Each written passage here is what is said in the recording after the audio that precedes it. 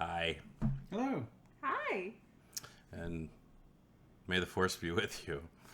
Welcome to another episode of...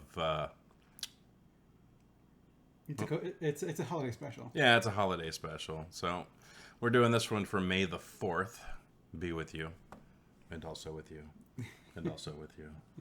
And the very short time I've been putting this helmet back on, this visor is already fogged out. It's already hot. I don't know why Ben put the blast shield on the one visor. He could have just given Luke this helmet and like the sweat and heat would have covered this where he couldn't see the training droid. I mean, with a blast shield on, you can't see anything. Yeah, well, that's basically a blast shield at this point because I couldn't see a damn thing. But welcome back to another one of our holiday specials. We decided, since we're all nerds here at this table, a movie that's near and dear to a specific type of nerd too, because there wouldn't be a Star Trek episode or holiday special with me in it. Sure there would. Not unless it was Gargoyles. That's got Riker in it. It does. And Deanna. Yeah. And Worf. So yeah, I mean we could do that. All right, our Star Trek holiday special will be an episode of Gargoyles. Yeah, that'll work. Eventually, Jordan Peele's going to do that live action movie. He better not. I mean, Jordan Peele would be a good choice, at least. I trust literally no one to not make a fan fiction movie. That's fair. Speaking of fan fiction movies, Star Wars. Yeah. That's also fair. Yeah. I have seen Hidden Fortress, so... Yeah, and as well as other little movies he borrowed from. I think they said something about Seven Samurai might have had some influence on it as well. And Buck Rogers and all that sort of stuff. Yeah. Well, I think Buck Rogers was the thing that made them think in Hollywood that like Star Wars wasn't going to succeed because like people were watching it, but it wasn't like, you know. Well, it used to be those things that would play before movies, right? You'd go watch an episode of it, and you would walk in, and it's episode 9, and you start in the middle, and that's why George Lucas said this was like, oh, you start like in media res, and like shit's already happening. You've missed shit. It's like you went to the theater. But it was great. Mm-hmm. It actually worked so well. You didn't have to start at the beginning. You didn't need to go back and find out, like, as an example, who Anakin Skywalker was, because no one gives a shit. Not really. You could have just started in episode 4 and had him be Darth Vader. I mean, I would almost... Spoilers! Right. No, yeah. Yeah, I'm sorry. We're apparently doing spoilers before we even rate the movie this time. Seriously. Yeah. If you've not seen Star Wars, don't watch this video. I saw there was somebody that was like bitching at somebody about what was it? We were watching actually, and it was about the Battle of Troy. It was talking about Patroclus and Achilles. And the girl was like, spoilers! And they were like, the story is literally one of the oldest in existence. Oldest one, if you're bitching about that. Yeah, so it's George Lucas's legacy, and I agree with you. Like, I'd like to see what the box office receipts looked like for the prequels versus, like, you know, because I know those movies made, like, super bank. Yeah, of course. And over time, I mean, the audience for these movies have only kind of grown. Yeah, well, and compared to what we have now, you kind of look back and you're like, man, he really did give us a present back then. If you just disregard that Jar Jar's in it. Well, I mean, but Jar Jar was put in for the kids, and the whole idea was that the people who grew up on the original trilogy were taking their children to the prequels. Therefore, there needed to be something for both. No, although you could always make the argument that they were always intended to be more directed towards children. Once you get to the third movie, it's episode 6, I would agree to that. And A New Hope, the moment that gets Luke to go out is the fried skeleton of his aunt and uncle. I got work to do. Cut to the skeleton, and these things weren't made for children. They just became. Yeah. They became made for children because the target audience was, you know, people they could market toys to.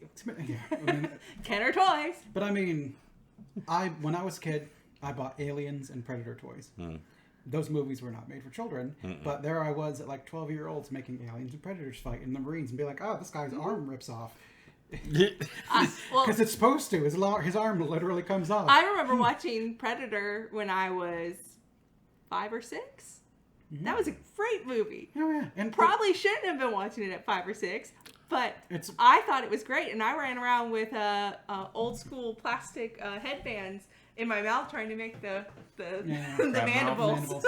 Yeah, it was great. There was a RoboCop toy line, and RoboCop is not a movie for children either. Nope. No, But I God, did no. watch But that. there was a RoboCop cartoon because, like, you make a robot cop, and kids are like, "Oh, sweet," and it doesn't matter. And the I toy's feel over it. inclined to ask, can I get a RoboCop leg?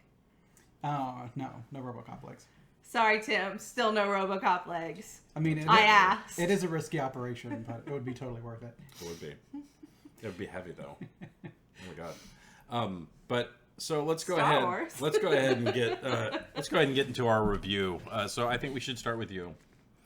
Of what I think this movie's rated. Yeah, like what we think. Okay, you got your number picked for me. I'm good. Okay. I think I'm gonna give this movie like an 8. I said you would give it a 7. Don't change them. Don't change them. God damn it. A 6? You think I think that lowly of this movie? Well, I wasn't sure if there was other movies you would have put ahead of it, because I don't want to say anything about the other ones because, that's not what we're here to talk about. But Yeah. like, to me, A New Hope isn't my favorite of the original 3. It's not my favorite either. So, but, I mean, it's good. I will tell you, at the age of 38, I'm starting to get tired of this fucking movie. I was watching this movie and I'm like, I'm gonna have it on in the background while I do other things because I've seen this movie a lot. I like that it's one complete piece. This could be the only movie and it would be done as was intended. Before we got as was intended, not dreamed, intended. I guess. so I'll just go ahead and say it. So, Empire Strikes Back is my favorite. Yeah, mine too. So if they wouldn't have gone for the cash grab, then I wouldn't have got that movie. You're right. I mean, But also keep in mind that Empire Strikes Back is written by somebody completely different than who wrote A New Hope. So when you start getting into that, so you have to take that into consideration when you start looking at the films altogether. But that is not what this video is about. yeah. Well, I would go so far as to say, like, for all the things that George has always said, like, it was always my plan to do these and these. You watch this movie, it's not in the cards whatsoever. Yeah. It's Darth Vader. It's a guy named Darth Vader. His first name is Darth. His last name is Vader. It's not a title in a position. It's just, it's not like, oh, he was always the father, because in Dutch, vader means father. No, it's Darth Invader. He just dropped the N. Darth Sidious, Insidious. It just dropped the N. Is that real? Yeah, it's real. 'Cause I didn't know that. Like Okay. all of their, like, Tyrannus, Darth Tyrant. They're just all bad words. Yeah. Like flipped around a little bit. So Yep. he's an invader. He's Darth Invader, the Dark Invader. Yep. Okay. I did. He was not Luke's father. He was some guy like, oh, I know your dad. He was already a pilot when I met him. It wasn't he piloted pod racers on this same planet. No, this shit wasn't planned, Okay. and it got popular, and then Then he's like, I could make a lot of money off of this. and then he you did. and then you go back in time and kind of like fill in the story. I mean, it's fine. You retcon shit, whatever. I can do. And I you can don't do all even that. necessarily have to retcon. If you write a story, even if it's intended to be standalone, Mm-hmm. you're not going to flesh out every detail. So you can cherry pick points from a story to develop further. So I don't even see where, like, creating a further linear story. The hardest part is the whole I knew your father in the Clone Wars. Yeah. But there was enough evasiveness that you Yeah, could kind of sell it So, I mean, he from a didn't. certain point of view. Yeah, it's like I didn't say he was a child, but I mean, you don't usually say that. Yeah. When, like, oh, I met somebody. He was a kid at the time. You wouldn't say that shit. Just when I met him, he was a great pilot, and I mean, I guess he kind of was. I mean, he is effectively a savant when it comes to Yeah. piloting. Yeah, the natural. But that's not what you would say to someone like, oh, when I met your father, who was already a great pilot. It's more like, I met your kid, or I met your dad when he was but like a savant, or so. You'd say something else. Yeah. So I don't think it wasn't planned, but you can fit it in. Yeah. There's other things that don't work in later movies. Yeah, But- no, for sure. But That at least didn't happen. Like in this movie, you can kind of see where in the future they weren't planning for the most part. He thought he was going to get to make one movie, and he made it. Because if you were making this as a trilogy, if you're going to sit down and write this as a trilogy, the Death Star blows up at the end of the third movie. which is why they bring it back. Yes, Spoilers. Yeah. Which is why, like, whenever someone's like, what movies have more of an impact on my life? Star Wars. What's a better trilogy?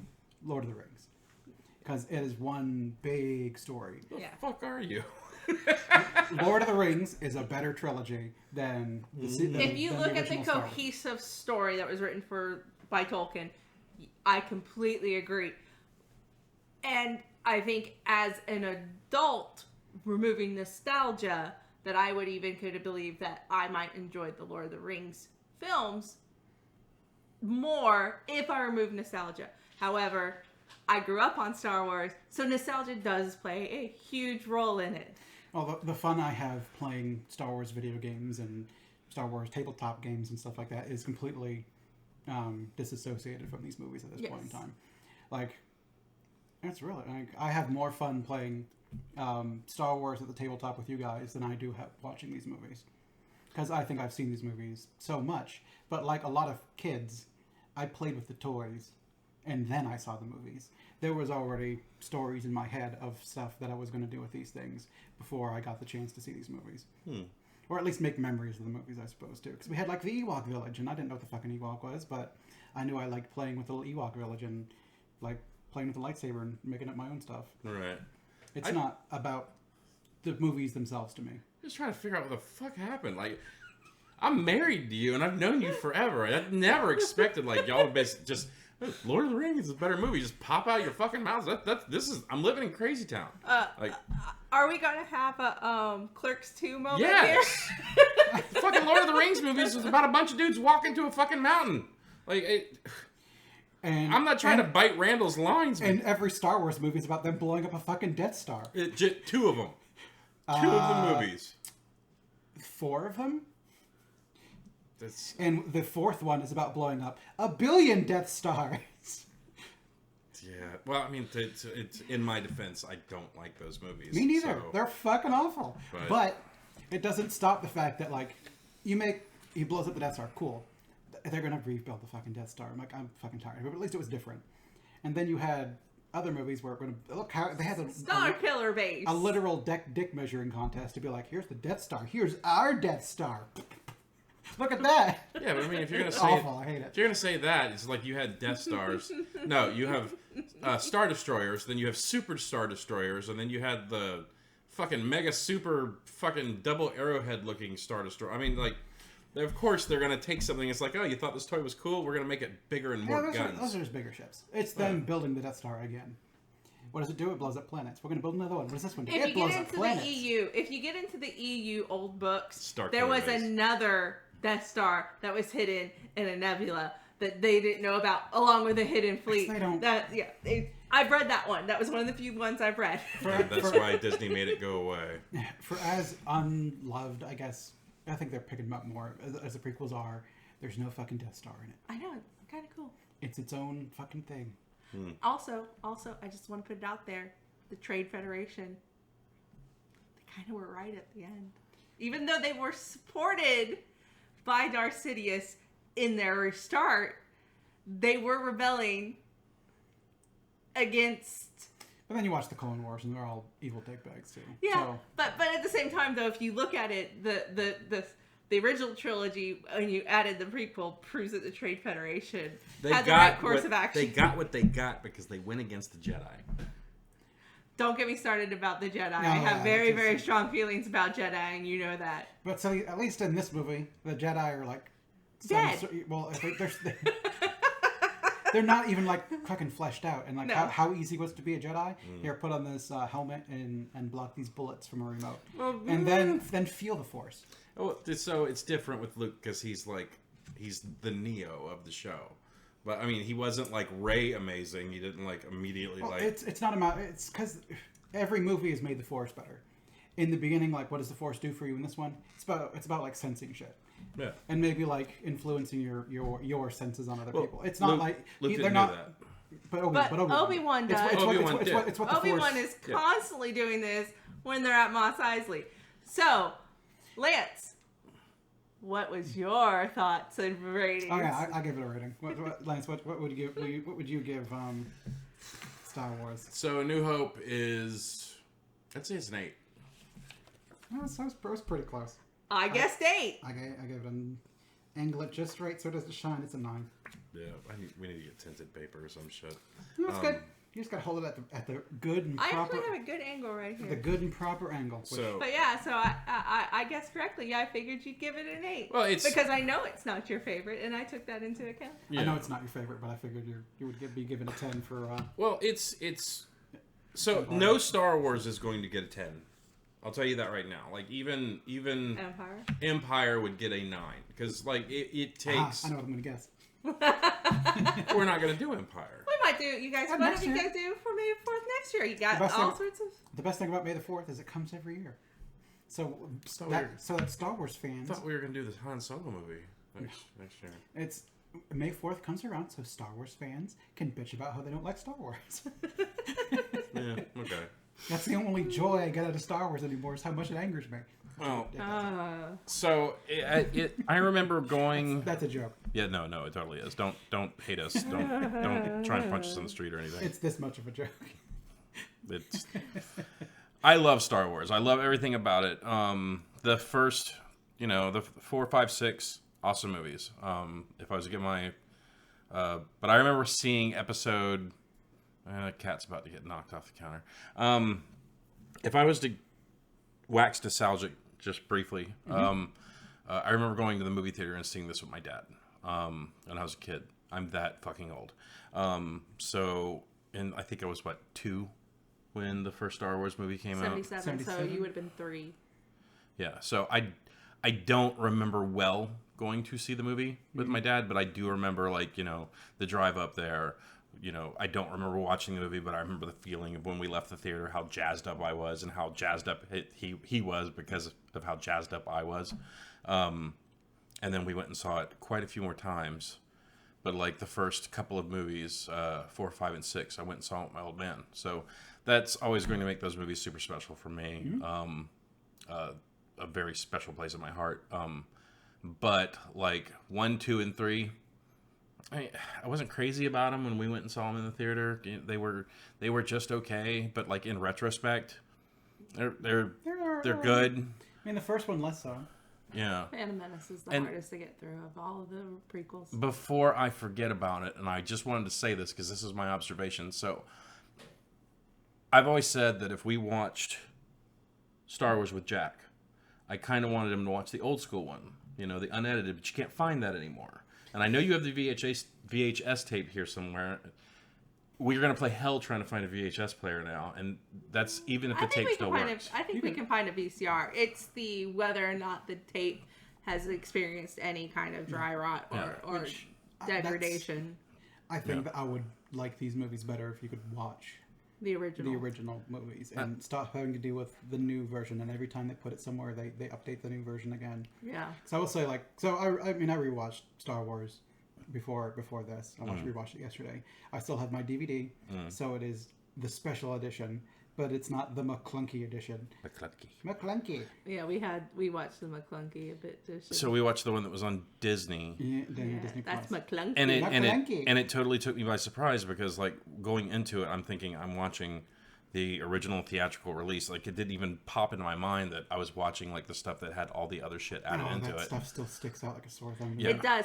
You know what really kind of sticks out the most to me, and it's not all the changes to the story and the added scenes. I miss the film grain. The because there's something about the film grain on the original 3 movies that gives it kind of that old kind of Western, older feel to it. Feels like So an it old feels like machine. you're watching something that took place in a galaxy far, far away a long time ago. I miss the translucent squares around the TIE fighters when they're flying around trying to shoot down the Millennium Falcon. Yeah. And you'd see that like that very hazy little square outside of them. Like it's little things like that. It's the practical effects, I think, without touching them up, would have still held They look- good because most of the special effects and practical effects were done against a dark screen where they could hide them. And they still look fine. Yeah. But then you pull up the old, like CG that just starting to be getting impressive. So like, oh, we gotta put a Ronta walking through, and we got to make some stormtroopers riding Dewbacks. Dewbacks. Without them doing that, I don't know that Industrial Light and Magic would ever have taken off in the way that it did. And Industrial Light and Magic is such a great part of what has helped kind of innovate just movies, CGI and in movies. general. But but there's something to be said for for making everything better. But we did watch most of A New Hope with our son, and it's the only Star Wars movie he's going to watch till he's a little bit older. Is A New Hope, because we're trying to preserve the reveal. Yeah. And but I will say he was reacting more to the added CGI. But he loves animals, so. And I gotta say this before I forget it, because this is what I was getting to. When you talked about this wasn't the original plan for it, and then they kind of like made the. So I think George Lucas went. It made how much in the theater opening weekend, and it made how much a month later, and then later on he got that check from Hasbro, and when we made how Kenner. much. It was Kenner. And How much in Kenner toy cells did we make? And then they made the remastered version of Episode 4, and he's like, just shove fucking characters in there. You know why he got like rich off these, right? Is because like he was like, we'll let you have toy rights if you waive your director fee. And he's like, okay. The company that sold him that didn't believe that toys were going to do anything. So George Lucas got to keep all of the merchandising. And then he merchandised the shit out of it. He got rich as fuck. That's great. Off these things. Good for him. Seriously, but that's he made money off the merchandise. Which is why always... no company will ever let you have merchandising rights now. Like no matter how shitty the thing is. Like I'm making my dearest vampire. We're about a vampire deer. Can I have merchandising rights? No, fuck you. If that takes off as an occult hit, we're making all that money. We want that money. Yeah, but like that's what occurred to me the other night. It was like just shove characters into it so I can release new toys saying. This is the fucking Greedo shot second figure, complete with bar scene and hole behind fucking Han's head. Oh, but you don't get Han in the scene. You have to buy that toy separately. But yeah, it's the man's a genius when it comes to the marketing aspect of it. Because I'm 47 years old and I'm still buying fucking Star Wars toys today and fucking Pops. So it's I'm gonna be a Star Wars fan until I fucking die. Not Lord of the Rings. I'm sitting with traitors. This is fucked up. Hey, we had a Star Wars wedding, so you can't call me a traitor. If we sit down at the game table and you're like, hey, what do you want to play, this Star Wars game or this Lord of the Rings game? I'm going to be like, ooh, Star Wars. Let's play some Star Wars. You're like, we're going to sit down and we're going to marathon either the original trilogy of Star Wars or the extended editions of Lord of the Rings. Extended editions of Lord of the Rings. Fuck that. Let's go. You're not telling me anything that I didn't already know. It's like, are we going to play Lord of the Rings or Star Wars? It's like, let's see. Fucking wield a lightsaber and force push people off cliffs, or cry to my Hobbit buddy and tell him, you're not going down like that, Mr. Frodo, sir. And, technically, I want to inject here that when we have to choose between Star Wars and D&D, we're technically choosing between Star Wars and Lord of the Rings. It's just not necessarily set. Yeah, well, slight difference in like when we play a wizard in when we play a wizard in D&D, we have to get to cast spells. I'm so proud of myself. Fuck you for bringing that up. Like seriously, I never thought about it that way, but god damn it, she's right. To a degree, I mean, especially with modern D&D, like we like high magic in our D&D, and Lord of the Rings is not high magic. No, not at all. No. I mean, even the fucking wizards aren't high magic. Like it's. Whispering to mobs and to shit. be a wizard, you're not just a person that casts spells. I prefer an angel. I prefer rare magic with issues. So Lord of the Rings actually would fit more in line with how I would homebrew. You like wild magic and stuff. I like wild magic, and I like there to be magic with consequences. I feel like it's such a powerful force that to have it have free reign creates more problems that don't typically get addressed in the This is her Dragon Age talking. But it's not just Dragon Age. I've had these thoughts long before I played Dragon Age. And I kind of like magic as the sort of classist sort of thing where like these mages live in their big ivory tower dealing with their own problems, and we're down here digging in the mud. So we can't deal with. If we're gonna go with Dragon Age, he would be into Vinter. I'm not talking about that. Okay. Before we get to... I just like a couple months ago I learned that the setting Thetis. The Dragon Age setting? That made me so angry. What's that? Wait, what? Thetis? Thetis Is was the- short for the DAS, the Dragon Age setting. Yeah, that's And totally then what- eventually they couldn't think of a better name. They're like, oh, Thetis. That is totally true. And 100%. that made me so angry.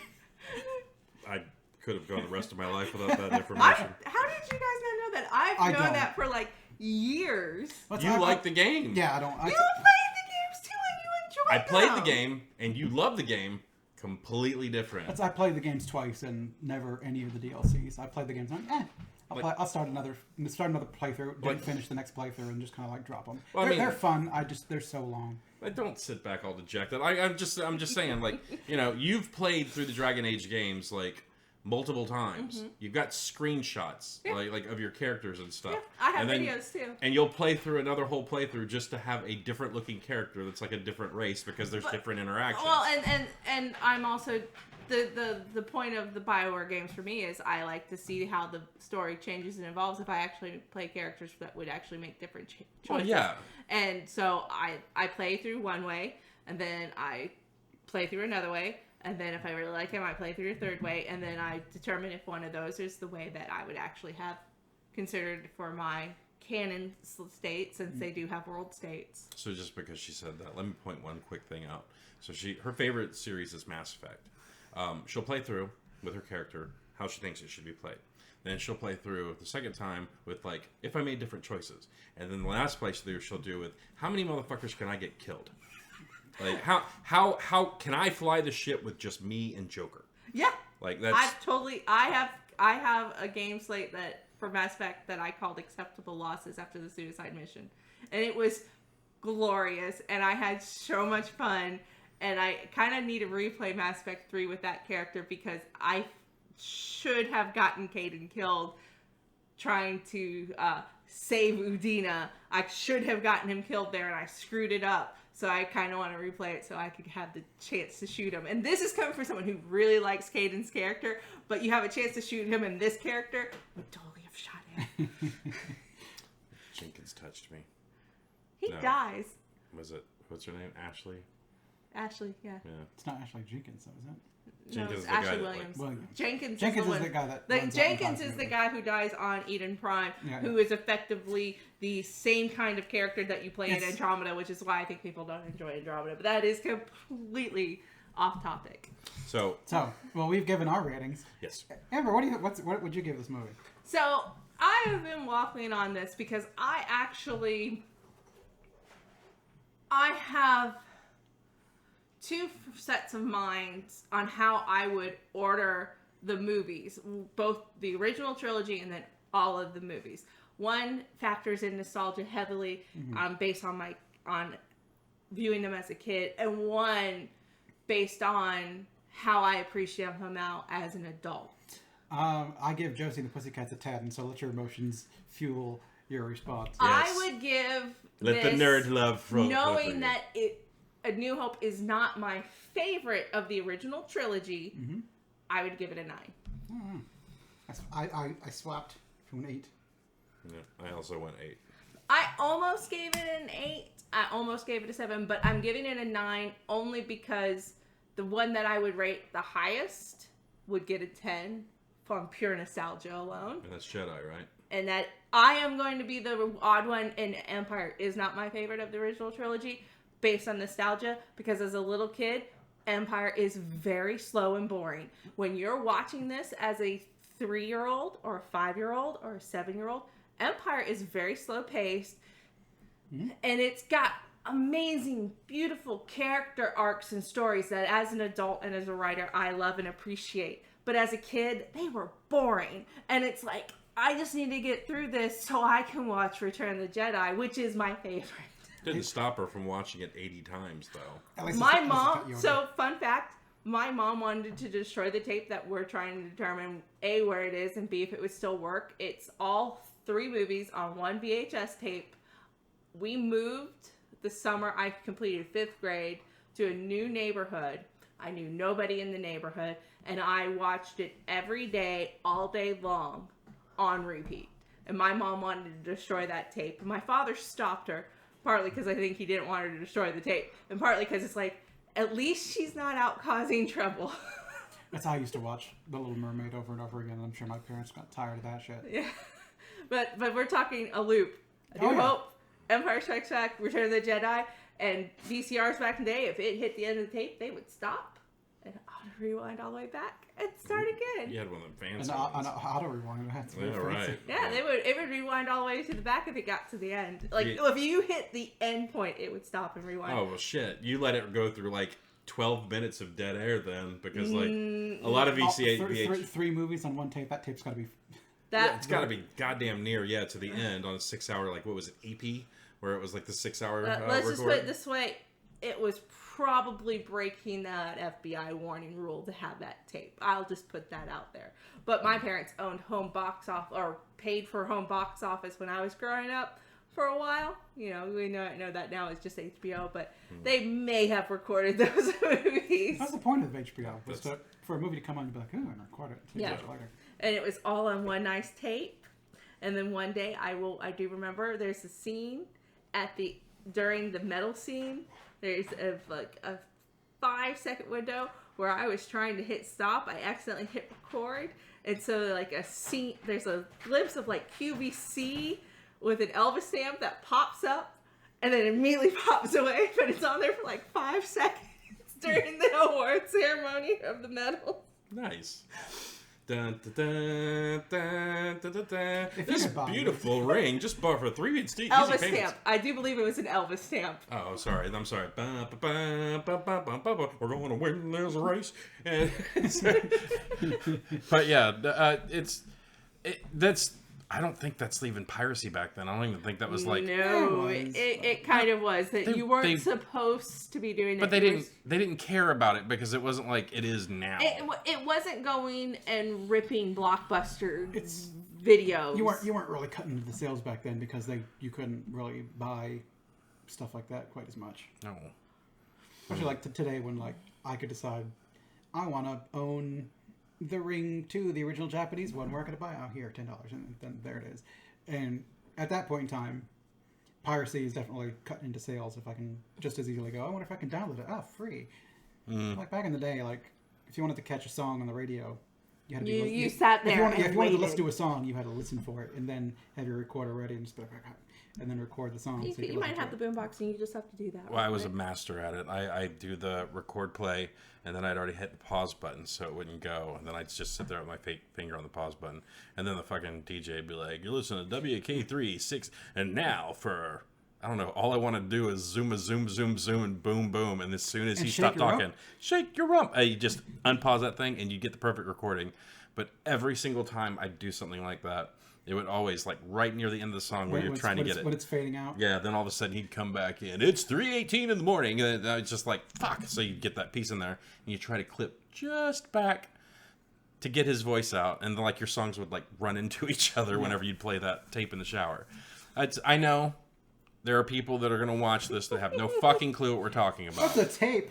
Yeah, but mean still. We're all Sticky? showing our age right Yeah, now. this is back in the day when you had to put a pencil in a thing to like rewind it, just in case some of the we stuff also came out. had an auto rewinder too. One of those little things Like you a put them little in, and you car? put we It's a had little one of car, those too. okay.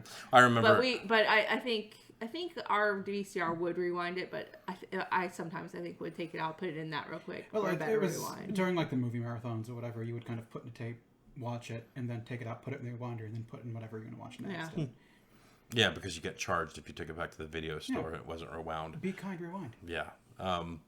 Good movie. I always make sure to rewind all of my MP4s after I'm done watching them. Very considerate. Yeah. And after I'm done watching a movie on Netflix, I go start over, and then I close out. Really? No. I was about to say, you're only screwing yourself. You're just extra work for you. No, I wouldn't do that. That was a joke. But I mean, honestly, I fell for it. But it's Star Wars is just one of those things. It's going to be around for our kids, kids. Especially now that Disney has a hold of it, because like they are milking it for all it's fucking worth. And that's where evaporated milk comes from. Yeah, but like Filoni and Favreau, I think are doing an excellent job with it right now. I know that they've gotten a little off kilter because like the IP is just like it's everywhere. Like the Star Wars, is there like a Star Wars cartoon that came out? wasn't there? Well, Which so there's The one's like mini episodes and like one thing.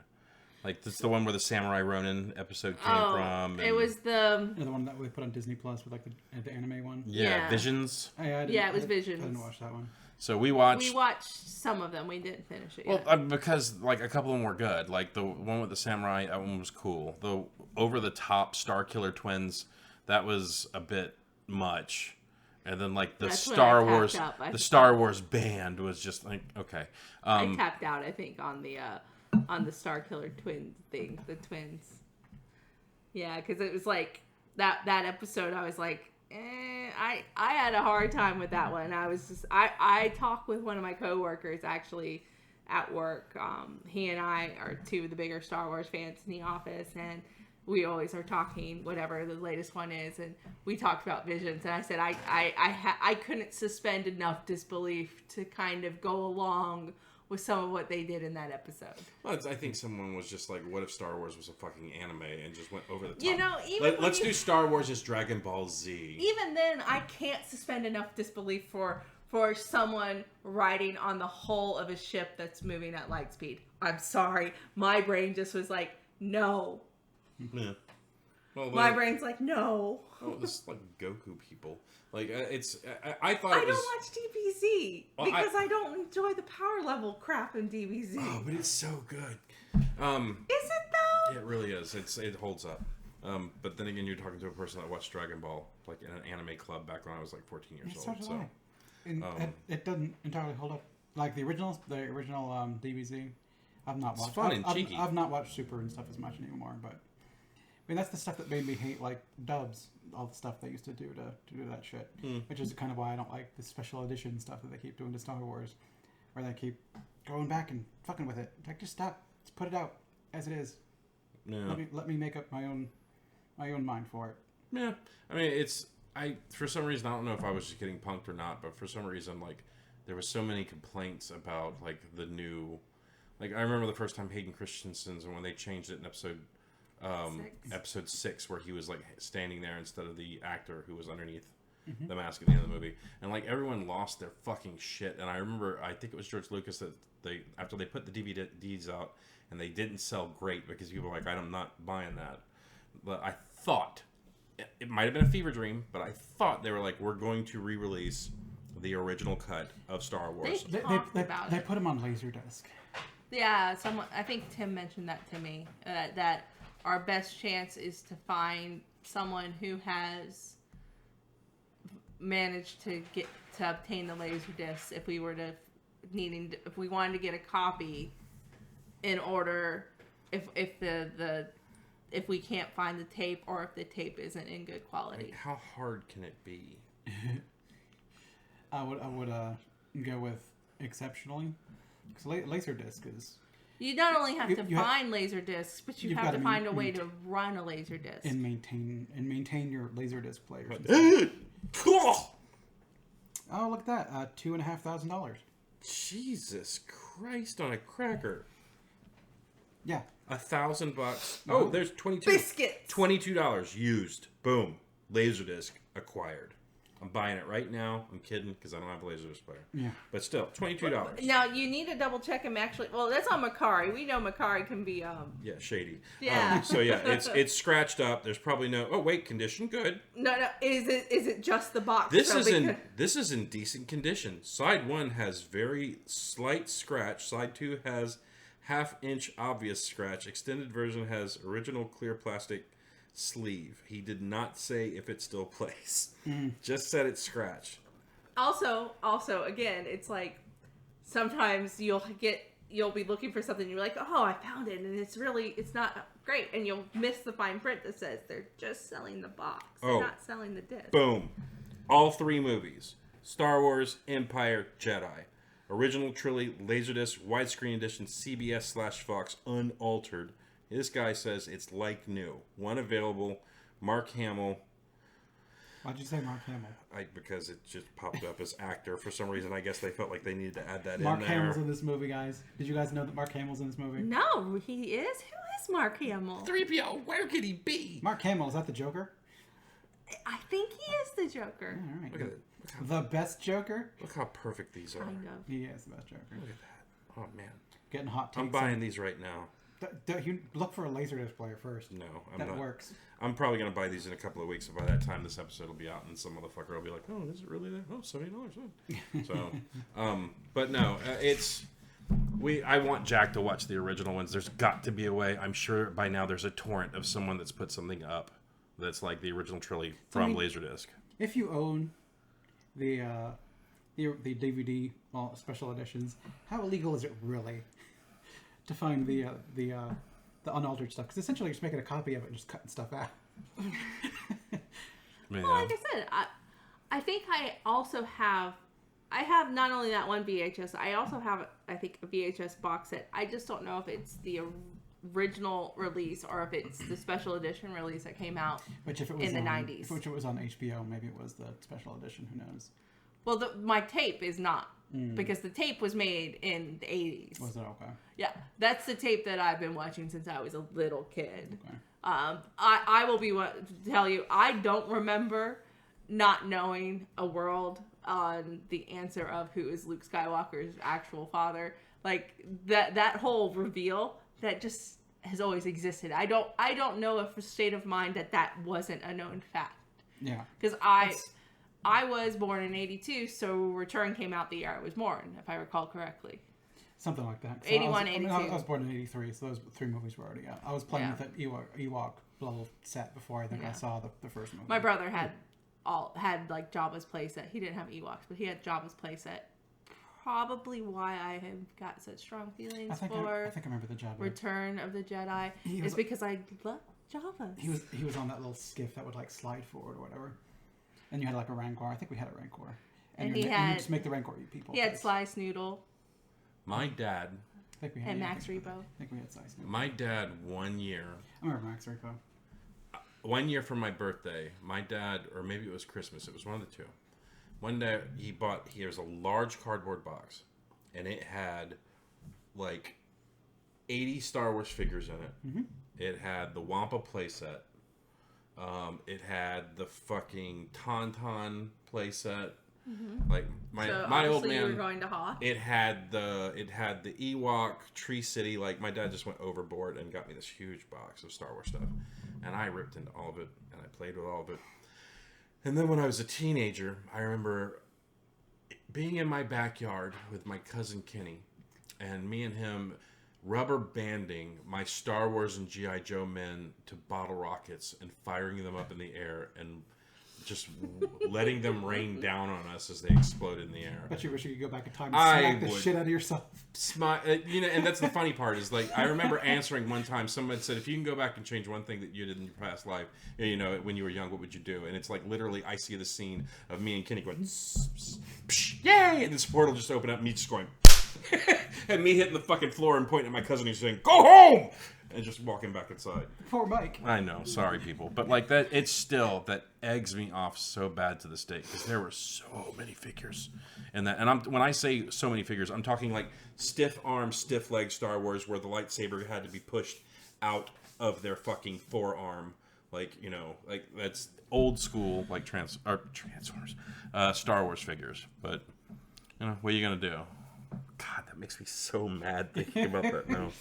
I Oh did my not God. destroy toys in such a fashion. At least not Star Wars toys. When I was a teenager, I didn't give a fuck. The only thing that really made it out of my youth was my masked toys and my Transformers, because that's the stuff like I really cared about. And like I really loved Star Wars, but it's like those figures back then were so bobo. Like because they had 4 moving things, the arms and the legs. The shoulders and the Hips, and then hips. the head sometimes had a little bit of swivel to it too. And sometimes the helmet would come off, but not usually. Yeah, no, but it wasn't like G.I. Joe guys. Like, Star Wars, like G.I. Joe guys came with like the weapons, the backpacks, knives. And they're like, they had elbows and knees. Yeah, and then they had like the rubber bands, so they had like the waist and shit like that. Like they had kung fu grip, for Christ's sakes. But I remember I still had all my toys from a kid too, and I gave them to a friend with children. Because I wanted to maintain that stuff for the children I knew I was never going to have. But I wanted to have it and keep it like in a family, essentially. James has those, and we have some here. No, did you take? Did you well, take no, some- we some got of them? your. We kept the. We have some of the. We have the Jurassic Park board game. I think is what we Okay. got.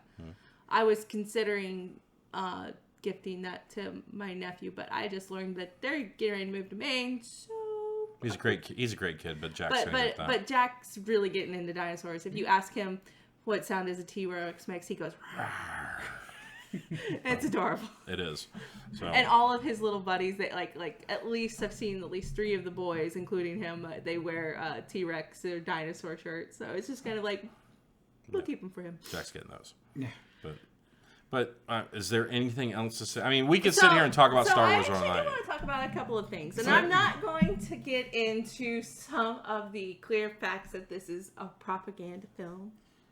Rebel But propaganda. it is totally rebel propaganda because that would actually delve into spoilers for some shows that haven't been viewed by all people. Like, if you've not watched the show Rebels, I strongly encourage it. It is one of the better and interesting It's cartoons that they put out. It starts rough, it gets better. Yeah, but there was some very important things that happened in Rebels because Rebels takes place before A New Hope that is important to view for the story as a whole and how it interweaves, but that's not about what this review is about. But I will just say there is a clear, obvious propaganda mechanism that could be applied to it. Is it propaganda that the Empire blew up an entire planet full of peaceful people that didn't have any To weapons? take out one fucking base, to take out one family that was making stuff, they took out an entire planet. Granted, when they get pissed about something, they don't fuck around. But I mean, Jesus Christ, it's like you don't blow up Earth because like Ford is making a car or something. It doesn't make any sense. I cannot discuss that part without spoilers. Okay, spoilers. If you haven't seen Rebels, go away, or at least skip the next 5 minutes of her talking about it, and then me screaming at the top of my lungs. So, yeah, spoilers. Let's go to the top of your lungs, right next to the Okay, mic. I'll back up off the mic a little bit. Go ahead, baby. Okay, so in Rebels, it becomes clear that the Organa family is not the peaceful people that they claim to be in the film. Leia maintains all throughout that she's just on a diplomatic mission, that, you know, we all know she is part of the rebellion, but she always maintains that Alderaan was peaceful. They don't have any weapons, but it's clear in Rebels that the Organas are helping develop and build, I do believe it was the A-Wings. There's an entire episode, and when we were watching that episode, I literally stood up, pointed my fingers at him, and I said, I told you, because it could not be so neat and clear cut. Extreme action on the Empire part, of course. But again, there's this whole thing about whether or not the Force in general and the way that the users believe that they should be in charge, whether it's the good or the bad ones, that actually I think creates most of the disorder within the Star Wars universe, which is a completely different video. And if you ever want to hear my thoughts on that, just leave a comment. I'll get with Tim. We'll could probably have like a 5-hour conversation on that. So let's say my neighbor's 3D printing guns. Better blow up the planet.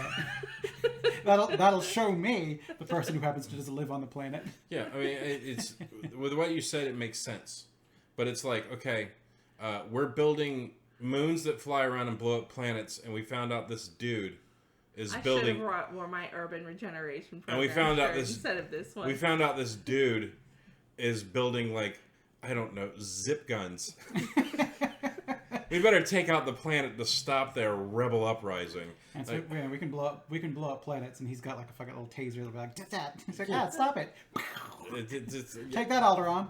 Yeah, but I mean, I bet every other planet around them was Hey. like, fuck, man, let's throw Hey. every bottle rocket we You have want in to the talk ocean. about needing to restore the additions? I've seen pictures where Alderaan shot first. Just gonna say that.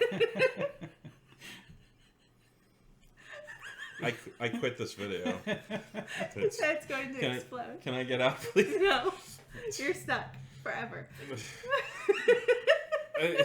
So there is Fake the news.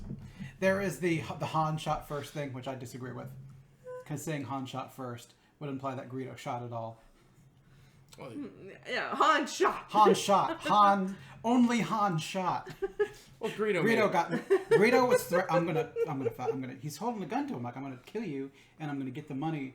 He was threatening him. Yeah. Han wasn't wrong. He just shot, and only he shot. Well, that's so the vision we watched last night. They shot at the same time. Greedo just shot a hole out beside his head. And the Disney Plus one, he says McClunky, which I would assume to be draw or something like. Yeah, let's do this. Like throw down, and that was kind of like the thing that triggered Han Solo, but it's not supposed to be.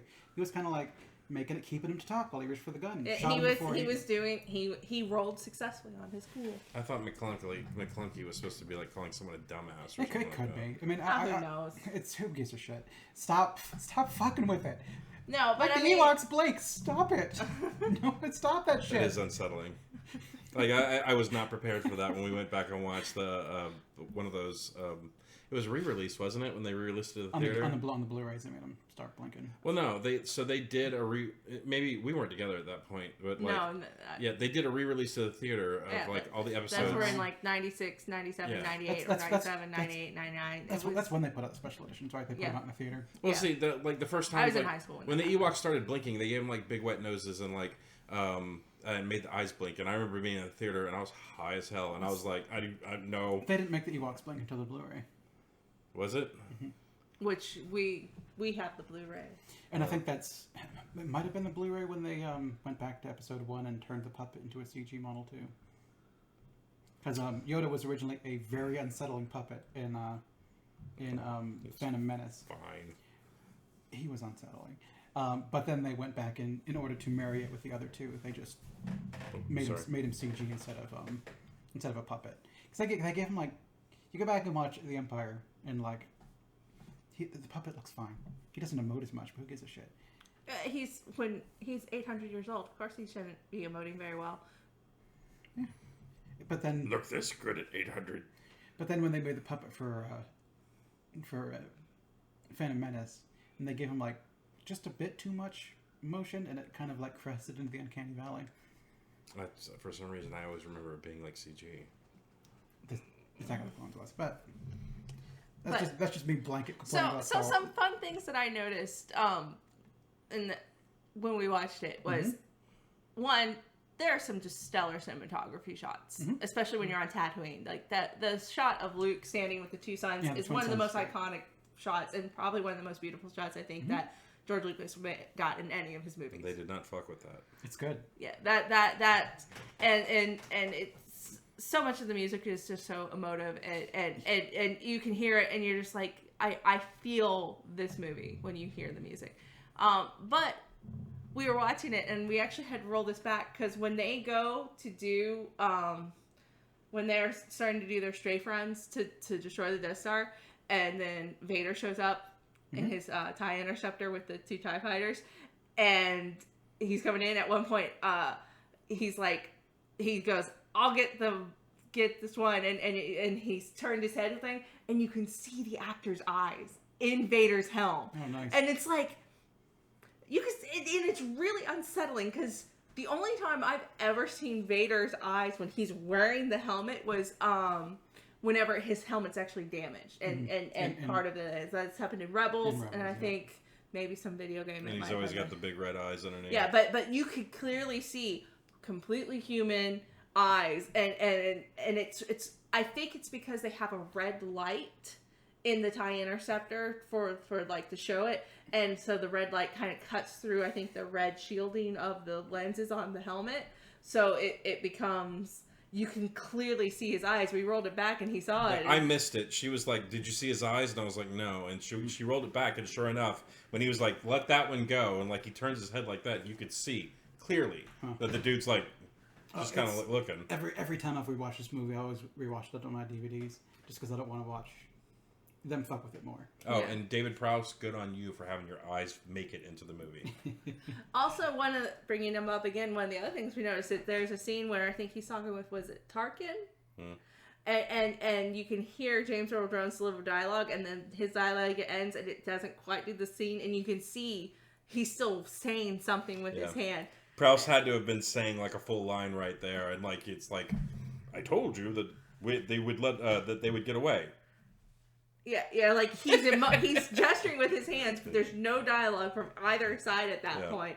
And then it does like its star swipe or whatever kind of. And I never noticed to the next scene. I never noticed that before because I like literally we were sitting there watching it last night because I'm looking for stuff to like kind of poke holes in a little bit so we can like talk about stuff. But like I remember saying to Amber when that part happened, I said I wonder what the original line was there. Because I know, like, I think they did the entire movie with David Prowse, like, giving the lines. He didn't know he was going to get dubbed over. No, they wasn't told. But he also did it in the kind of British accent that everyone else. all the other Imperials. I told you that the rebel base was there. And there's that whole thing where, like, they kind of told Leia to do a British accent, but then they told, or Carrie Fisher, and then they told her kind of not. So she has like this weird kind of like sometimes it's British and sometimes it's not. It kind of sounds like when she's talking to the Imperial, she's kind of doing the British accent, kind of. Yeah. But then with everyone else, it's not there at all. Yeah. See, I never detected that. I always thought she was just doing straight American. No, it's when when she goes in with Tarkin. It's like, I thought I smelled your foul stench. Yeah, you can totally hear there are certain lines. I thought she was just giving him sass. It's partly that, but with a slight accent. Yeah, okay. there's this whole thing, but they never truly gave her really great direction on, other than you're a strong woman. Yeah. And let's just be real. And there's Princess no Leia is like the high bar of the kind of woman character you want to put in your films because she was the damsel in distress that they were saving, and then she saved everybody's asses. And she took over her own rescue. Yeah. And say what you want to about Carrie Fisher later in life. The thing I did notice about her in this particular movie is those fucking guns weren't making any noise. They weren't shooting anything. They were just going. But like every single time that you see like a Carrie Fisher meme now where she's making that face or something like that because she's actually reacting like the gun is shooting. Yeah. So say what you want to about, whatever. But like she didn't phone it in. It's like someone told her when you're shooting this thing, it's a laser, it's popping out of there, it's loud. So she still had the face like, like she was scared to fire. Another thing that I noticed when they're on I believe it was on the Death Star, you see two stormtroopers. No, it was when they were on the Millennium Falcon. When they're leaving the Millennium Falcons, they see one stormtrooper. One's got the traditional carbine. The other one's got a long ass rifle, but they're on the Millennium Falcon searching it right before thing. But he's got like a long range rifle. It's like you brought a long range rifle too at a close quarter combat fight. Yeah, 360 no scope. Yeah, when you absolutely have to shoot the guy through the hole and the guy outside. Like yeah. Because I was like. It's like, I've always understood why they carried the carbines, because, they're great short range and medium range weapons. Yeah, for shooting in hallways. Yeah. But if you get, like, the guy coming in, it's like a sniper rifle almost, and he's just walking around, it's like, that feels out of place. And maybe it's just because I used to play Star Wars Galaxies, and I remember that the riflemen were the long range, and they could lay down and shoot from prone, and like, kill shot you, and be awful. But, Which fun. Reminds me of one thing I like about this movie is that the stormtroopers in this movie actually are competent. Yeah. And then for people, I think erroneously kind of from the other movies kind of retroactively apply the fact that the stormtroopers suck. So I pointed out to her because you said that in the beginning of the movie when they first come through the hall of the Corvette. Mm-hmm. Like the stormtroopers come through and they start immediately fucking wiping everyone in that hallway. A few of them get gunned down, but they're gunning people down. They don't show that in the beginning. Like the stormtroopers are just going through and you see like rebels like falling. Mm-hmm. And then like Vader comes in and it's only when the scene where Vader walks in, there's 2 stormtroopers laying on the floor and then they're surrounded by like 8 rebels. Mm-hmm. And like the stormtroopers are just walking through like they own the fucking joint. And then later on you see like one stormtrooper laying on the ground. Later on. Yeah. But like that was the thing where like somebody said, and I still don't believe it. I think it's trash, but I mean, when your characters have fucking, what is it called? Plot armor on, mm-hmm. Of course they're going to shoot like shit. Yeah. Well, they let them go. That's the only interaction that the main heroes have with the stormtroopers really are when they're running through the Death Star. and like they want them to escape so that they will lead them back to where the rebel base is, Yavin. and they do because the Death Star follows them. And Leia called that And shit. she's like, "Why do you think we got away so easy?" And there's even set up like when the stormtrooper place was, or the Jawas were shot at, and you're like, these blast fires, it's too accurate to be Sand people. This was done by stormtroopers. Yeah.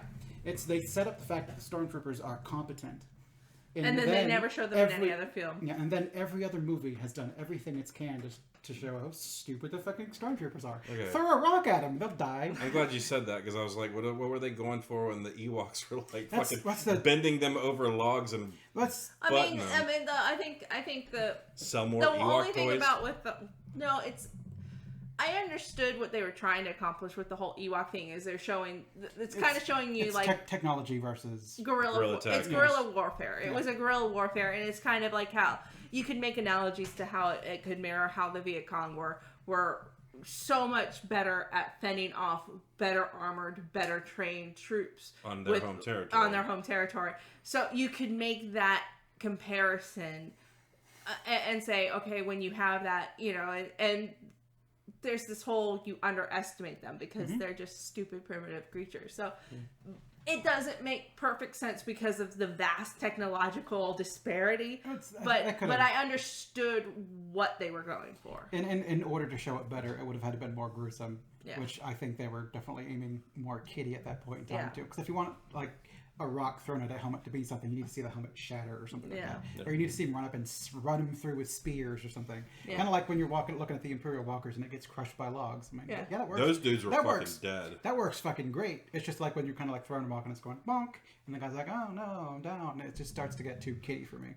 And these like Star Wars, A New Hope, it's not No. for children, and I like that. That they don't talk like a lot of these don't talk down to kids. I mean, we're going to throw you into the Sarlacc pit. We're going to be digested for 1,000 fucking years. That's kind of gruesome. Yep. A little bit. The guy going down to the little Rancor pit where he's getting like noshed on by the fucking Rancor. I mean, Yeah. it's got some brutality to it. Ula being pulled into the pit, like Yeah. fighting for her life. And then the Gamorrean or whatever. Yeah. But I see your point, but it's just But to go into some other stuff that we noticed was stun setting only used once. Twice. When was the second time they used the stun setting? so they use the stun set. They use the stun setting to take down Leia, and then I think they used the stun setting later on in the movie. I can't remember exactly where it was. No, but, they used the stun setting on the Corellian Corvette against Leia. you know. And then I don't believe they used the stun setting any other time in A New Hope. I don't believe they use it in any. Maybe the in prequels- Empire, or maybe in Empire Strikes Back. Maybe when they're going after Luke, but I don't even think then because They were shooting at Luke. well, no, they were told to make sure Luke got to Vader. So I mean that's so I don't feel like The only reason I said that is that, like, I remember last night when they hit her with stun and she went down. I remember I said, and they never used it again, and you were like, for real. And then later on, somewhere in the movie, I think no, that's what it was. They basically EMP'd fucking R2D2 because you couldn't the Jawas. So like they stunned him. It was an ion blast. Yeah. no, that's different. That's different. Yeah, well, I mean, I remember I said that, and then like they did it again, and I was like, "Well, okay, fuck." Apparently, they did it twice in the movie because you can't take out but R2. I mean, It's and then similar, but then like Luke's, you brought up Luke's gadget belt, but after A New Hope, he doesn't need to have like a grappling hook to make things because he gets force sleep. He can jump around. Yeah. He's gonna get force sleep. So yeah, can you force sleep with other people? Yeah. Tell me a movie where they've done it. I don't know a movie where they do it, but if you can force sleep, what's to stop you from holding somebody and force sleeping with them? Because you're altering your Yeah, self. just pick him up and just jump. That's like the Flash running off with somebody. Yeah, he does that. Yeah, but like that's because he's a god. He knows how to move them. Damn sure in like this world, the Star Wars world, if like Luke grabbed somebody, took off like the Flash, like you'd have a splatter of flesh and organs. With how they make these movies nowadays, like No, he would be able to you, totally. you wouldn't have to be force sensitive to fall 15 stories. As long as you're a main character, you're fine. I mean, they fall down the trash compactor into trash, and they're like, oh. And And look at some of that trash. It's fucking metal. yeah, Just and get up and brush yourself you off get and a bring weird, character. almost Wilhelm scream from Harrison Ford when he jumps into Oh, the does he?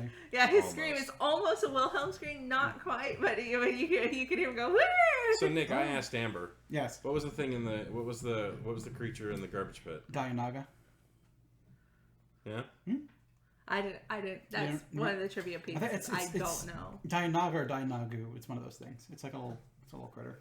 If you know what it is, put down in the comments how wrong Nick is. Hey Nick, prove me wrong, please. This is the part of the video where. Where Nick is going to be like in your face. And while he's looking that up, I'll point out something that I saw in the rewatch. I'm pretty sure, two things. I'm pretty sure that Luke was using one of the Sand People rifles when he was like walking around looking for R2 because he had that gigantic fucking rifle and it looked like a Sand Person rifle. Close. Dianoga. Dianoga. Very close. That's close enough. I mean, shit. What was the other thing? The other thing was, so I remember when I went and saw the re-releases of the movies. I remember very clearly, and now it's become a thing, so it could be possible. But like when Luke gets knocked out by the Sand People, and then you see Ben show up for the first time, and he does the and they truck. Like I remember those nerds sitting in front of me very clearly when like Ben like looks at Luke and he leans over and he puts his hand on Luke's head, and I remember someone went, "He's force healing him," and the other guy went, "So Luke's dead?" And he goes, "Yeah, he's dead," and Ben's bringing him back to life. And I remember looking at him like, "You fucking idiots!" And then like, sure enough, have you heard the story of Darth Plagueis? You know, like they brought healing into it, and then they used it in Episode 9. So it's like they've made it completely relevant. It's.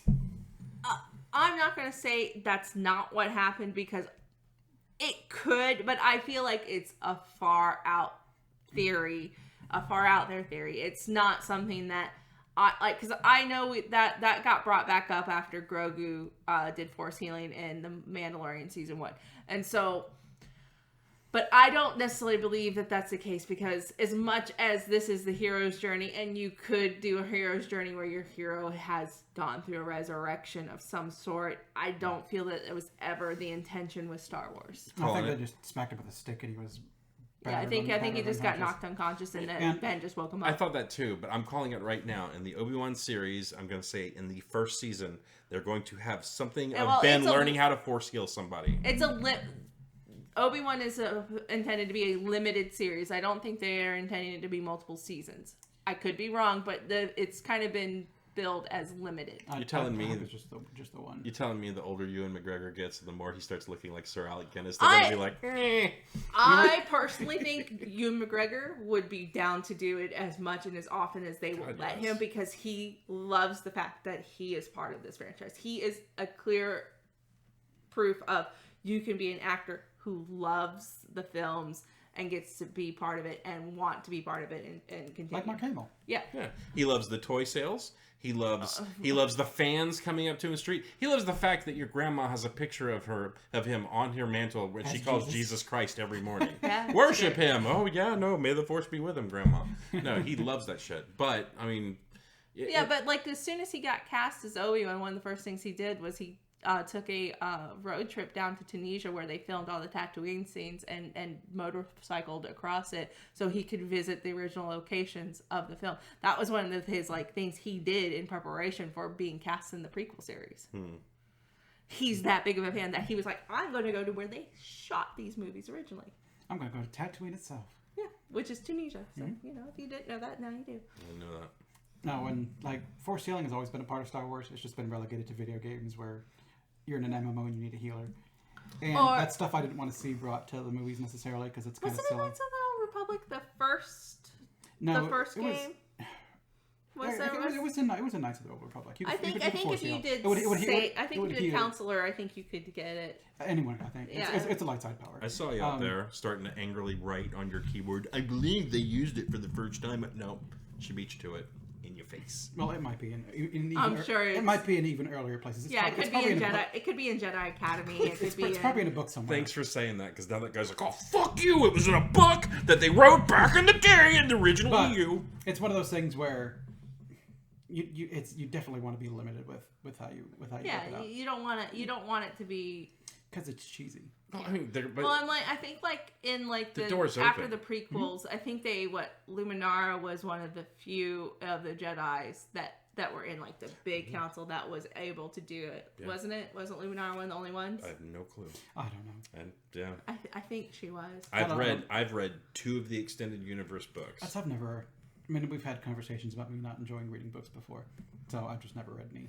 Well, Star I Wars. mean that wasn't from the books. I think that was from the Clone Wars, and I don't think recall. they brought it back in Rebels because I think they bring up Luminara in Rebels. She is in Rebels. Her body's in Rebels. Yeah, and I think because they bring that up because they do kind of go in search of a healer. I'm still waiting for them to bring Barris back. The only Bring thing Barris back. the only thing I remember from Rebels is there are Loth cats and there are Loth wolves. And at least that is Loth and Lacey. It is. At least the Loth cats are alien, but kind of resemble cats. The Loth wolf is just a fucking wolf that's big and psychic and talk and is super smart. Because they're good boys, they deserve those powers. Okay, so is there anything else we want to talk about specifically about with A New Hope? Because we've been going on for an hour and 10 minutes. There was something else that I was that we talked about, and now I can't recall what it was going to be because Lance's tangent. As in me and you. It was brought up My yesterday. tangent. Well, you can go back and watch this entire video. It's like I've been talking the least because you guys are straight up nerding out on this shit. Don't get me wrong. I love every second of it, but I mean, it's just... Well, let's be fair. You banned Star Wars Trivial Pursuit from being played in our house. Okay, do you mind telling the people why? We played... No, you know what? I'm going to tell you. Because so Amber got the Star Wars Trivial Pursuit game. I would like to think that I am a pretty good, I'm not the best, but I know a lot of Star Wars shit. I can't tell you what hangar they landed in. Docking Bay 94? 94. Oh, fuck you both. Anyways, the entire time we're playing the game, it seemed like every fourth question Amber kept saying randomly, many Bothans died to bring us this information. And the entire game. No shit. I had all my pieces. I'm marching to the middle. She had all her pieces. She's marching to the middle. Joe had everything but one, but he's still moving towards the middle. Joe, it was a former roommate. It was Harlan. Oh. Anyways. It was either Joe or Tim, because I was there playing that one. Oh, Yeah. And Nick was, yeah. I thought it was one. There was quite a few. I was there playing that as well. Yeah. But she kept saying it over and over again. She's marching to the middle. She moves to the middle. I'm right there. Victory is in my grasp. No shit. She rolls randomly. I pick the question, and it said... Who said many Bothans died to bring us this? Oh no! What race? What race? What race died to get what the second? race did Mon Mothma say died to bring the information on the second Death Star? I swear to God, I could not make this up. When I picked up that card and read that question... You read it to yourself first. Yeah, I read it to myself, and I said, get the fuck out of here. And then I can't remember who was sitting right next to me. I said, read that shit. It was because you had to pick the color, I think. It's random. I know. I think you pick the color, so you get to pick which you get. You have to roll to get to the center of the then you board, get to pick but the then you get color. to pick whatever color. And there are hoping for your best. and there are color. 6 colors on there, and she just happened to pick the one that had that question. on the card that just happened to have that as one of the And 6 I remember I rolled that card over and looked at it, and I went, get the fuck out of here. And then I showed it to somebody that was sitting right next to me. I think it was Joe, and I think you guys said ask her a different one anyways. No, I said, read that. And they went, no fucking way. And I showed it to somebody else, and they went, that's fucking eerie. And I said, you know what? I'm just going to read you a different one just because. And you went, no, read the one that's there. And I said, are you sure? And you went, yeah. And I said, what race of beings died bringing the information of the Death Star to Mon Mothma? And you went, many Bothans died. And I swear to God, baby, I love you, but I've never wanted to punch you so hard in my life as in that day. And that was why we can't play Star Wars Trivial Pursuit. No, we can play it. I've already told you we can play it, but Nope, it got banned. But yeah, it's just I couldn't believe that shit. What's the sad thing is, we all knew that many Bothans died to bring us this. Yeah. because it's a meme. But just the fact that she just But kept saying it was her. She just kept saying it very shittily. Her quote of the quote, she would get a question. It's like, many Bothans died to bring me this information. Yeah. Yeah. It's like, how do you keep getting these cards right? Many Bothans died to bring me this information. And that was the winning question. What are the odds out of all the cards in the box and the color she picked? What are the odds? I mean, It's like shooting womp rats in my T16. It's we could- impossible. We could count the cards, and I could give you a number. I don't want you to do that because I'm pretty sure half those cards are not missing because I'm pretty sure I threw that box out the back door that You just day. have to get rid of that one card. No, God no.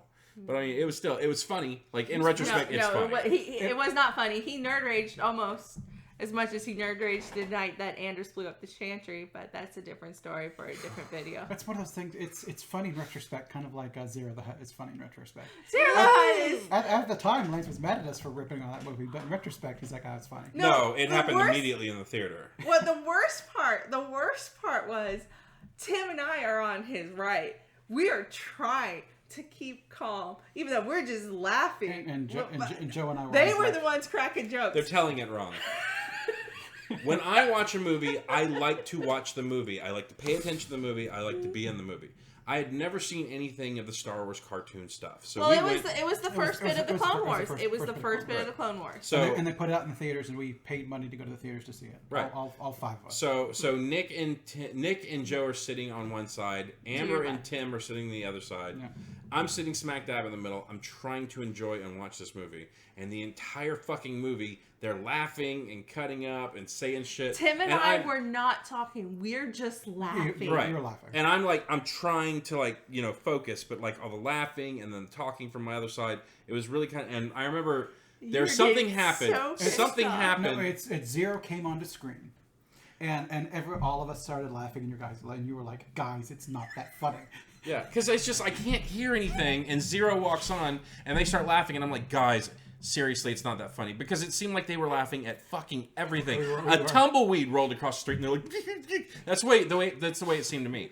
And then like Zero walks on, We laugh. they laugh, and I'm like, guys, it's not that funny. And then he opens his mouth and goes, Solo, I'm so glad you're here. And like I was like, okay, this is pretty funny. And after that, I didn't give a shit. like I could tell he was getting angrier as we were sitting there. So I'm trying to contain my laughter and I'm trying to hold it in.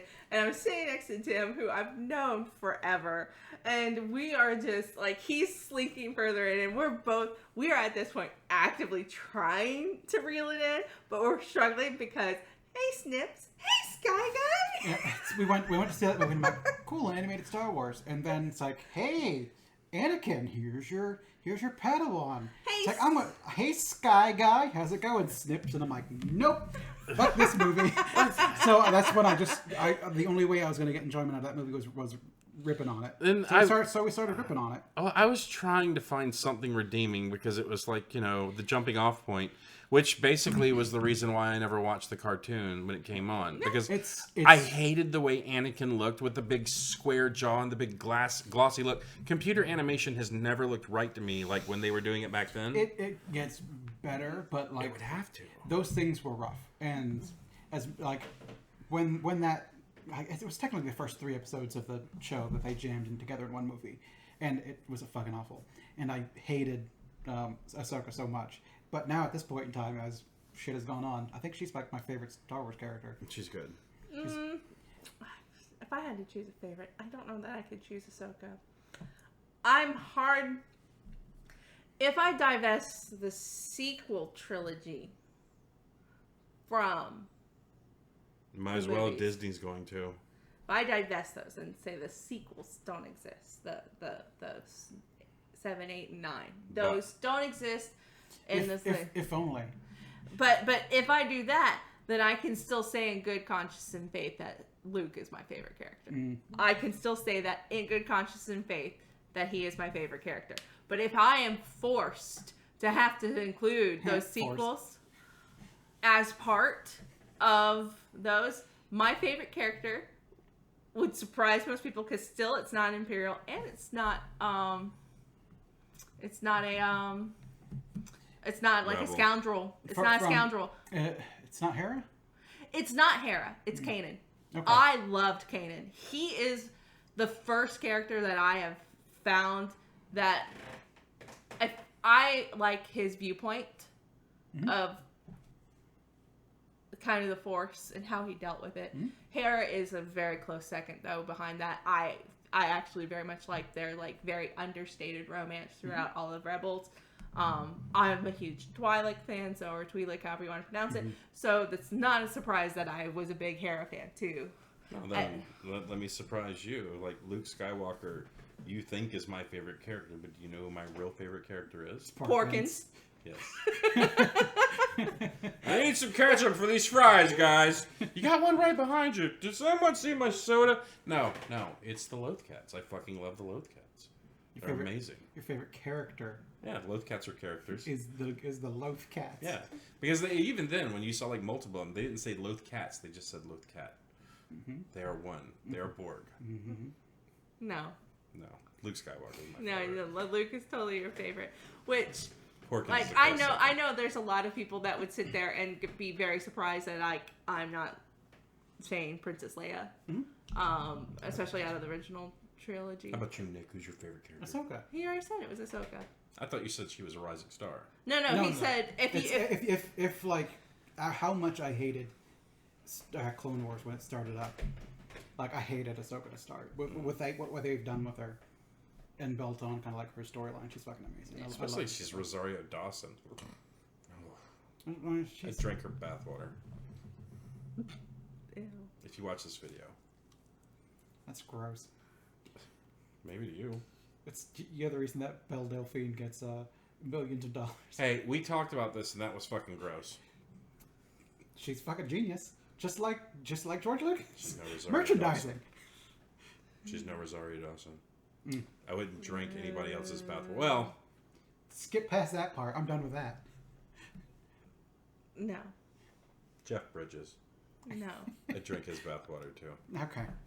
Are we done with Star Wars? Yeah, I think we're done because I think we're done. I think we need to go and I'd say I need to go scrub Lance's brain out. I'd say I need to go take a bath, but I'm worried Lance would come in and drink it. Yeah. Patrick Stewart. I drink his bathwater too. I apologize to anybody who my husband has said he drink their bathwater This took a dark because turn. that's really gross. Now I'm sad. You don't have to watch me drink it. But shit. All right, so is there anything we want to add for Star Wars? I mean, we've been rambling for an hour and 20 minutes. We We never even barely said- talked about the movie I because never even said anything about Boba Fett. he's not in it. He's not. In it. He in is one. if you're- He's in one stupid scene that needs to get cut because it's redundant. Yeah. And whenever Oh, that's what we didn't talk about. The whole fact that one, if you're watching the original release and you can only find it. So there's a scene where they added, which was originally deleted, with Jabba. And Jabba in the original edition when it was originally filmed had a stand-in of just a fat guy. well, that's what he was. Yeah. He wasn't a hut. He wasn't a slug in that one. He was a fat dude in the first. So, in that scene, Harrison Ford's talking to him and he's walking around him and everything. And they've added that scene into the release now, and they've CGI'd a really bad looking Jabba into it. And he steps on his tail to make up for the way that he walks around the actor during the original filming of it. And then he steps on it and he makes that face. But it comes on the heels of the Greedo scene, almost directly after it. And in the Greedo scene, you go through all of that dialogue, and then you go into this dialogue with Jabba. And it's the same it's shit. the exact same dialogue. Like, Harrison Ford literally did not need to learn new lines. He's using the same dialogue beats, the exact same dialogue. And where Jabba's lines are different, it's like, I'm like, you know, it's like, even I get bored sometimes. As soon as he said that, it's like, you just said that to Greedo. It's kind of lazy writing. I hate it. Well, there was an alternate take, and he's like, "Ooh, I can, now that we have all this stuff, I can CGI Jabba back in." You don't think about the fact that the information's the same, and the fact that there's 3 Greedos in the background. Like, Greedo was just generic alien. Was generic Rodian. Yeah. No. And so there was 3 of them in the background. Not only that, but like as I guess it was an afterthought because Han Solo says to Jabba, is he's like, if you don't go do what I want, I'm gonna put a price on you where you can't go into any civilized It's area. like, you're a wonderful human being. Yeah, because you're a wonderful human being, Jabba, and like leaves, and I was like, Well, then Jabba looks supposed to look as I'm like, and say, "Come on, guys, it doesn't belong. It needs to get cut." Mibuki. I guess that's Huttese for my boy, because every time he said that, it had subtitled my boy. Mibuki. yeah. Han Mibuki. All right, we're ending this. I think we're done with Star Wars. But we could make a 4-hour video of us talking about stuff, but like, yeah, no, it's I think we've covered about all of it. I think Well- that this is a very good tribute to May 4th. Yes, and I think if you enjoy this video, maybe next year on May the 4th, we'll talk about. You can watch me drink Rosario Dawson's bathwater. We could talk about Empire Strikes Back. And if it's requested enough, maybe we do it sooner. It's just like a co-video or something like that, because you can watch this shit on. Yeah. Or we can do an old school versus new school, but these aren't those are remakes. But if we watch the Well, original... you could do it if you want to do New Hope versus Force Awakens, because you could make a compelling argument that it's just a remake of a New Hope. Oh no, you could definitely make it compelling. Well, I mean, argument. you could tune in to that video where you have me holding a DVD of the two of them, and I throw Force Awakens in the trash. And then set it on fire. So, I would not start a trash fire. That's irresponsible. One last thing I'd like to add. Me, my beautiful wife, my good friend James and Becky, we all went to see Force Awakens in the movie theater. And when the movie was over, there was an energy about the crowd. Walking out of the theater, and my wife was like, "Oh, it was a really good movie." And James was like, "Yeah, it was a good movie." And Becky was like, "Oh, it's a great movie." And then they were like, "Lance, what'd you think of the movie?" And I went, "I liked it better when it was the original trilogy." And then, like, for the next 2.5 hours, I had to defend myself on why I wasn't crazy about this movie. It went from the entire car ride from the movie theater back to James and Becky's apartment, and then I think we were like an hour and a half out in the parking lot where I was basically trying to defend myself. I'm like doing like gymnastics trying to like defend myself, but like that movie was literally the first 3 movies, episode 4, 5, and 6, I mean, all you over could make again. you could actually make a stronger argument that it was a retelling of 4 more than 4, 5, and 6. Yes, It's 4 and 5. but it's also- it had a bit of Yoda in with. Yeah.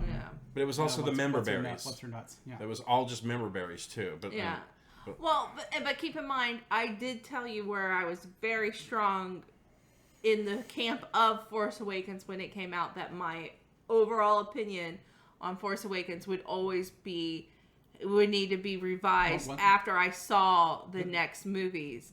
And we cannot discuss how I feel about those movies without extending this another 3 hours for me to go through my tirade on why I do not like it. And so my thoughts of those movies could be summed up with a slide whistle. I could. and then me throwing I stack of dishes off the porch. literally had to like remove myself from conversations with friends because I was making what I thought were nice comments about why I did not like certain things about The Last Jedi without trying to be inflammatory. And I was told, well, I should have read the books. And I'm like, that's not the way this works. Yeah, it's not the way movies work. You know, you don't Don't give me homework to go. yeah, watch a like movie. I don't care who Vice Admiral Holdo, whatever her friggin' name is. Laura Dern, you blew it all up. You know, I don't care who she is. And don't tell me I need to have read a certain book in order to understand why her character was included. If you can't give me why her character's there, then it's not important. No. She could have been replaced with a character that had been pre-established or had a proper introduction as to why we're getting them instead of somebody else. Because there was nothing she did that could not have been done by a pre-existing character that was shown to still be alive at some point during that film. Yeah, Admiral Akbar. Akbar could have easily done that. I think Nien Noob was still alive too. At least Akbar spoke English. Yeah. But I Yeah. mean, they all have translators anyway, so I mean, it's kind of common knowledge that there's universal translators, or you had somebody run up to you and teach you all the languages as soon as you arrived at the first starport. Do you speak Bocce? I'm fluent in over 6 million communication. yeah, okay. We'll take this one. Okay, so Star Wars. These ones good. Prequels, meh. Sequels. But if you want to hear us talk about that in depth, Yeah. let us know.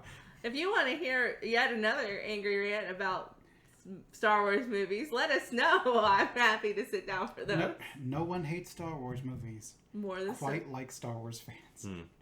Yeah, yeah. Thanks, Kathleen Kennedy. Yeah. Well, thank you, Favreau and Filoni, for trying to repair some of the damage.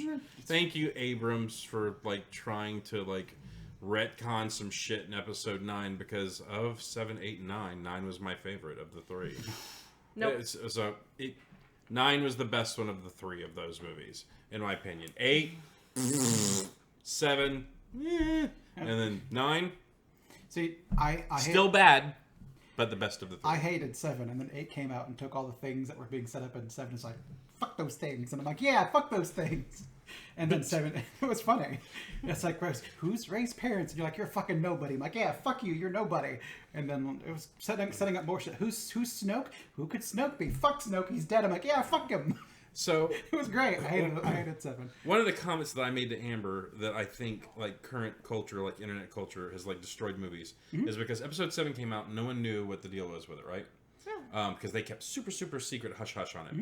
Then when 7 came out, like people started like going nuts. Like they were like, look at this shot in the movie where like they do the flashback and Rey's like being held by the weird alien guy that's being played by Simon Pegg. The ship that flies off. If you look in the comic book, this was Luke's starship and it looks exactly like that. So like they were like the internet. I swear to God, if they ever put their brains together to try and figure out one thing, they would fucking tear it apart because the internet sleuths, the detectives, they're amazing. But like, I remember asking Amber, I said, all this like conjecture and all of this wondering and like all of these people like postulating what they think will be in future movies. It's like, it's kind of like you're writing the movie for the writers. And I said, what's going to happen if they go and read all this stuff and they're like, this is a good storyline. Well, this is a good storyline. And one person came through and went, we don't want them to see any of this coming. So throw all of this out and write something. That's exactly what happened. And that's exactly what happened. It's like they read through what the plans were, and they're like, well, we can't do any of this. Well, no, what's great is he did that, and he was like, oh, they guessed that, that the musical cues for Snoke and Darth Plagueis the Wise from the prequels lined up, and so it was hinting that, so we can't do that, and we don't want it to be Luke's starship, even though it was a great little Easter egg if that's what they were originally trying to set up, but so we're not going to do any of that, and we're going to subvert all their expectations, and then we're going to go and find this atrocious Reylo fanfic and use that as the central love story for these new films because Kylo Ren and Rey, It's so toxic. he mind rapes her in the first film, so let's build a relationship on that. Adam Driver is not a very handsome man. Whatever. But I kind of hate the drive nowadays for. You have two people that they're enemies and they hate each other and they do awful shit to each other. They're in love with each other. The only way you could treat someone that bad is if you love someone. If you're in love with them, and I'm like, that's so. Yeah, it's that's toxic. So toxic. It's toxic and it's terrible. And That's not. If that's what you want to explore in your own personal time and whatnot, go for it. I'm all for the exploration of ideas, but acknowledge the toxicity of what you're doing if you're going to do that. And that was a clear example where they didn't. Yeah, don't let your loved ones treat you like that. Yeah. And if someone treats you like that, they're not your loved one. So the thing that was bad about Episode 9, in my opinion, is that Kylo Ren was beyond redemption. Like completely and utterly. He killed Han Solo. I don't give a shit what people say about him, like turning on fucking Kylo's lightsaber for him. Whatever. But he was unredeemable, and then they tried to make him so Han Solo-esque in that last movie, especially when he did the... Yeah. Like, it was cute, but... Adam Driver did very well at portraying that he was suddenly Ben Solo again and not Kylo Ren. Did they do enough to redeem his character? Absolutely not. Not even bringing Harrison Ford into that. And I always stated that I was okay with what he did for his fall to the dark side, but it was not. It was going to be very hard to redeem him from that, even because it's such an irredeemable act. Patricide is a very, very hard thing to come back from. But I was also just hoping for something new, like maybe what redeems him is that like Rey falls and then he redeems her or something, like just something different. Yeah. And we didn't get we didn't get that.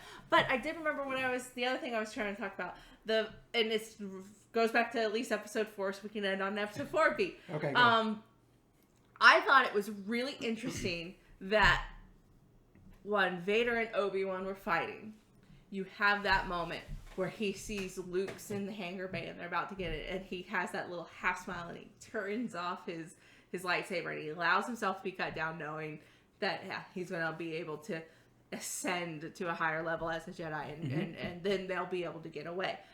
So that was cool and all. But in that moment, Obi-Wan took a huge gamble. Because as we learn in later movies about the Force is, hate leads to anger, anger leads to dark side. And in that moment, Luke started firing out of pure anger at what he just saw. And so it's like there was a razor thin line where that one act of Obi-Wan allowing himself to die could have set Luke Down the dark side. down to the dark side, and that could have completely broke what was them trying to save everybody by keeping Luke away from Vader.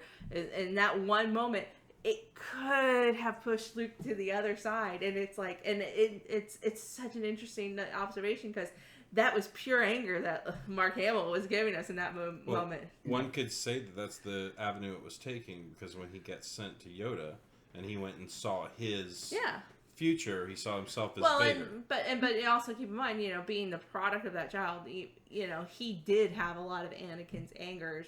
Although I've seen a lot of analysis, so when you start looking at it, where you look at the temperaments of both Padme and Anakin and the temperaments of Leia and Luke, and Leia is more like Anakin than Luke ever was. That Luke mirrors more of Padme overall, and Leia is actually more of a template for how Anakin was, because she's very fiery, she's very forceful, she's very commanding, and where you could say, well, Padme was like that too.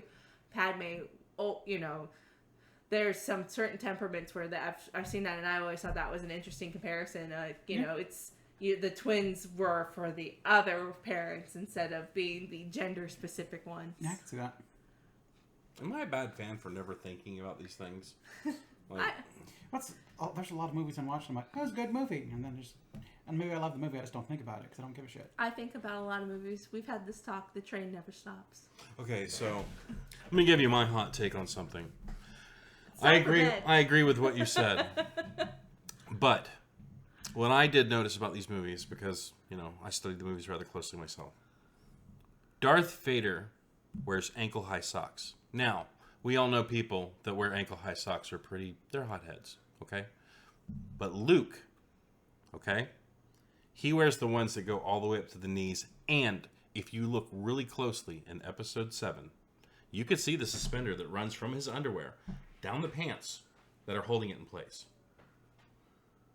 Which means that he's a very mild-mannered guy, very easy to push around, so easily led to is any of this catching? So No. Can I get any of my hot takes here? Is anybody going to be making a video off of my observations? So No. Vader's wearing socks on his robot legs? Yes. Get your head out of your ass. Steel gets cold. No, it doesn't. No. As a matter of fact, I think he's very hot.